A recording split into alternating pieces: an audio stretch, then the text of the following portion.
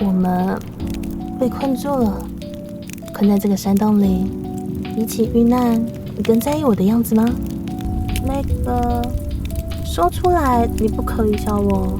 虽然我是雪女，但其实我有一点点怕冷，就一点点而已。温度是不是又下降了？要不要靠近一点，再一点？话说回来，你的视线是不是一直在我的胸口上？很在意吗？这条红色的绳子，这个是命运的红线哦。想不想动手试试看？用你的手亲自确认这条绳子究竟连接到哪里？就这样继续的，不要停，从这里拉拉看如何？这条绳子就跟你想的一样，撑到起我的胸部。你是不是想到更多色色的事情？